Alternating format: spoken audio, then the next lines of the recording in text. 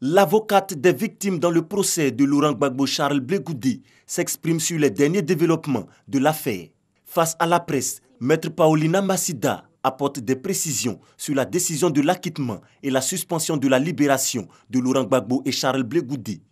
La Chambre d'appel tiendra une audience le 1er février 2019 à 9h30 hors de La Haye pour entendre les derniers arguments de toutes les parties. La Chambre d'appel ne rendra pas sa décision à la dite audience. Je souhaite souligner que la Chambre d'appel se prononcera seulement sur la question de la mise en liberté de M. Gbagbo et de M. Blé Goudé.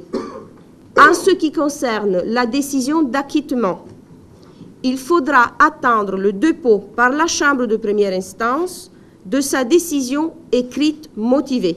Par la suite, l'accusation pourra déposer un appel à l'encontre de la décision d'acquittement.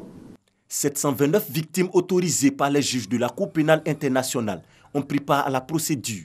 Selon la représentante des victimes dans l'affaire Laurent Gbagbo et Charles Blé Goudé, les victimes déçues de la décision d'acquittement attendent que justice leur soit rendue. Les victimes ont contribué à la procédure en partageant et expliquant leurs souffrances et les nombreuses conséquences des crimes sur leur vie, leur famille et leur communauté.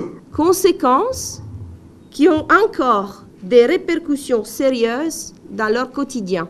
Les victimes que je représente restent confiantes de pouvoir poursuivre leur quête de justice devant la Cour pénale internationale. Le 15 janvier, la Chambre de première instance de la Cour pénale internationale a prononcé l'acquittement et la mise en liberté des deux leaders politiques. Le lendemain, une demande de suspension de cette décision réclamée par l'accusation est rejetée.